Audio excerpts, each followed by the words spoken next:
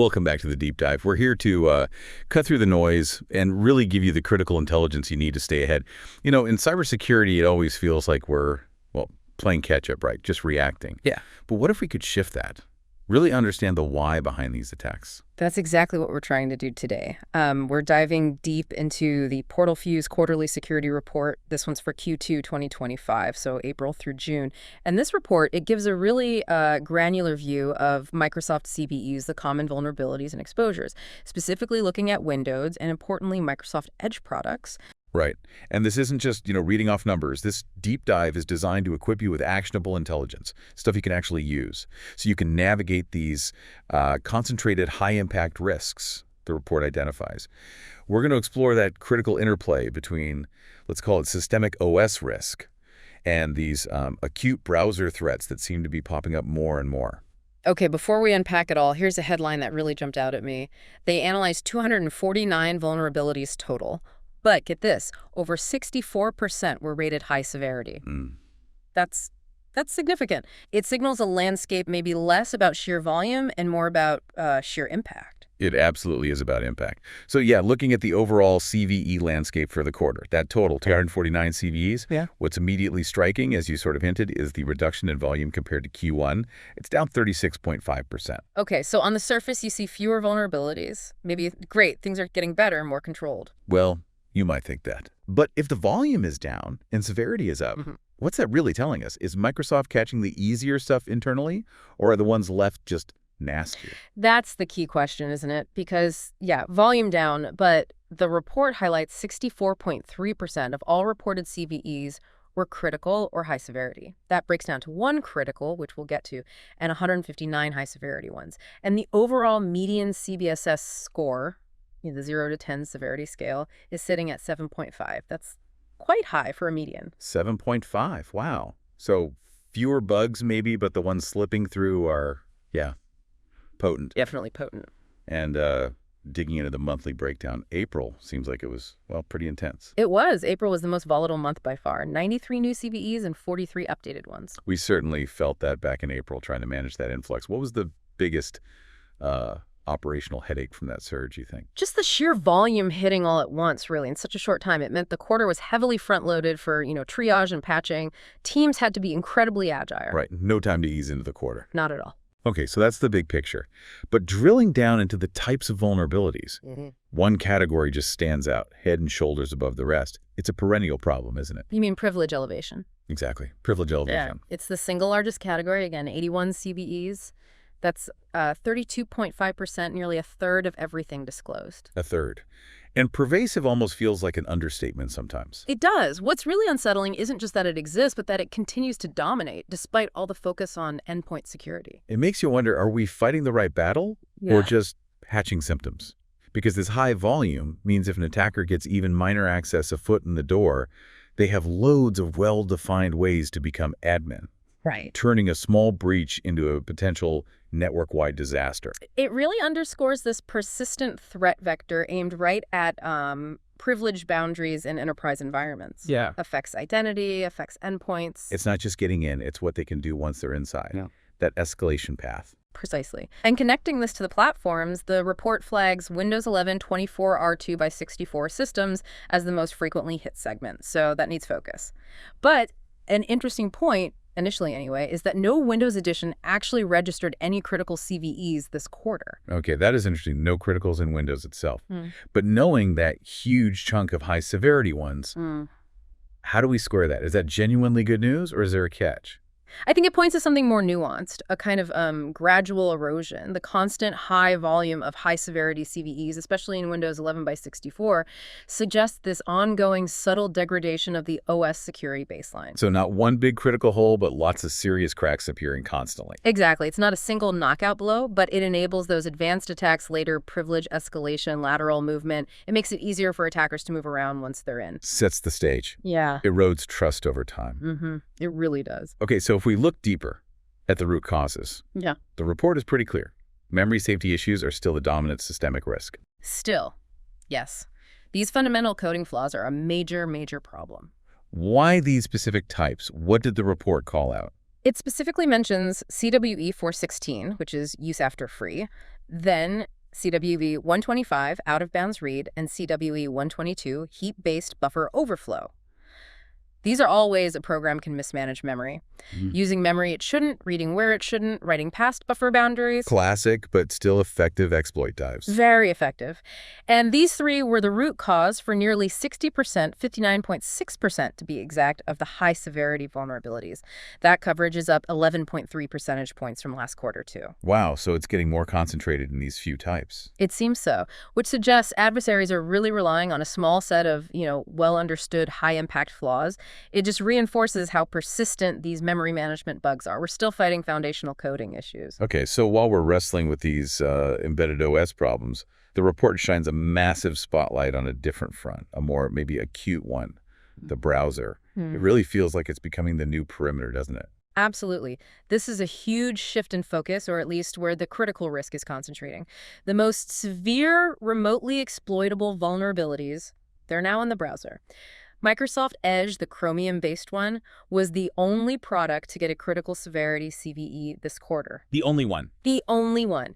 CVE 2025-4052, CVSS score 9.8, found in DevTools, interestingly. 9.8, that's practically a perfect score for severity, and in the browser. It clearly shows where that highest level risk has migrated. And when you stop and think about it, the browser is our main client for identity for cloud services.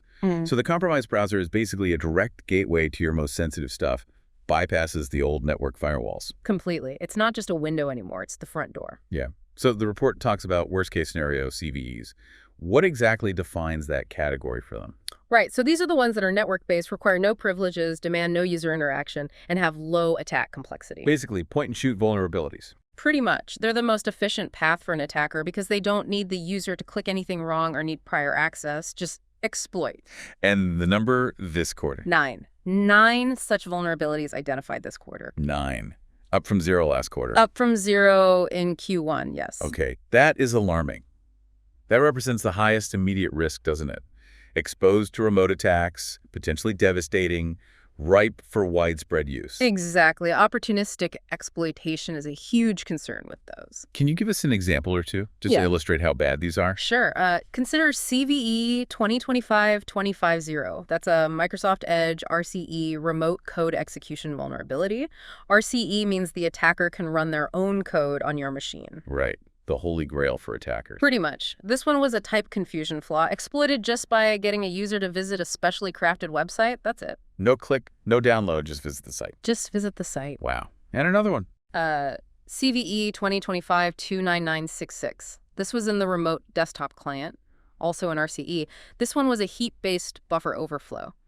Here, the victim just needs to connect to a compromised RDP server.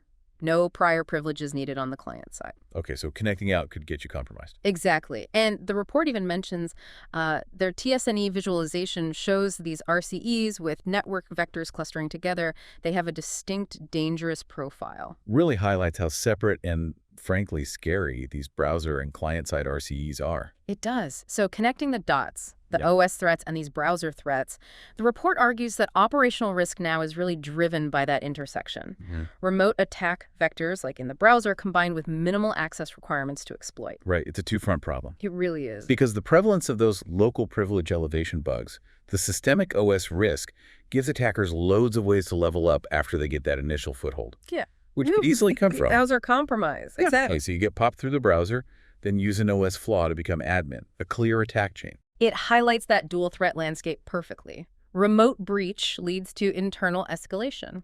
Okay, shifting gears slightly. There was some positive news on disclosure timeliness. Yes, actually. The median time for a vulnerability to appear in the National Vulnerability Database after disclosure was effectively 0 days. 0. So Microsoft discloses, and boom, it's public. Pretty much instant cataloging for the median, and 96.3% were cataloged within 7 days. That shows extremely efficient disclosure processes, which is good. We get the intel very quickly. Okay, rapid intel is good. But the flip side is the clock starts ticking immediately and very loudly for security teams, right? Absolutely. The challenge becomes the strategic application of that fast intelligence. The timeline to respond is incredibly compressed. The goal has to be collapsing that attacker window of opportunity down to, well, hours if possible, not days. You have to leverage that speed. If you don't, the speed only benefits the attackers. So, given this whole picture, the OS attrition, the critical browser front, the speed needed, what does this mean for the listener, the security pro on the ground? Yeah. The report lays out some clear strategic imperatives. First one, rebalance endpoint defense. Move from purely OS-centric to being more identity-centric. Right. And that means treating the browser not just as some app, but as the primary identity client, because that's how users access cloud services, sensitive data. So that demands prioritizing advanced browser security features, obviously, but also enhancing monitoring for weird browser processes, configuring conditional access policies that actually look at the browser's health before granting access. Yes, scrutinize the browser state itself. Is it trustworthy? You're the access point, not just the metal box it runs on. Exactly. Second big shift, move from purely reactive patching to proactive hardening. Because with those memory safety flaws constantly recurring, just patching after the fact feels like... and whack-a-mole. Yeah, exactly. Yeah. It's insufficient. So we need to proactively configure systems to block common techniques. For Intune managed devices, that means aggressively enabling ASR rules, attack surface reduction rules, especially those targeting memory exploits. Right. And leveraging WDAC Windows Defender application control to really lock down what can run. Create that trusted execution environment. Which can neutralize whole classes of vulnerabilities before they're even used in the wild. Build a stronger baseline. Makes sense. Build higher walls. And finally, the third imperative ties back to that speed point. Weaponize timeliness. Make speed your advantage through exploitability-driven prioritization. Right. With disclosure being so fast, the advantage goes to whoever acts fastest. It does. So patching cycles can't just be driven by, say, the CVS score alone. You have to factor in exploitability. Those worst-case scenario ones, network-based, no privilege, no interaction, RCEs, those are the attacker's top picks. They're the ones getting weaponized first. So they need remediation within hours, not days or weeks. Hours. That's where the focus has to be to truly shrink that attacker window. Okay, so let's wrap this up. Sounds good. This quarter's PortalFuse report, it really paints a picture of a two-front war for security teams. It does. You've got that ongoing, grinding battle of attrition against systemic OS weaknesses, especially those memory safety flaws in Windows 11. That's one front. And the other front. The other is the critical defense of the browser. It's rapidly become the new perimeter, the entry point for the most severe direct threats. So the final thought, maybe for you, the listener, true resilience, it seems, isn't just going to come from diligently patching every single known flaw. No, it's got to be deeper than that. It's about deeply understanding these attack vectors we've talked about, how they chain together, and then proactively strengthening the fundamental security posture of your identity clients like the browser and your underlying systems before the next wave of vulnerabilities even emerges. It's about anticipating, hardening, preparing for what's next, not just reacting to yesterday's news. Well said. Food for thought as we all navigate this landscape.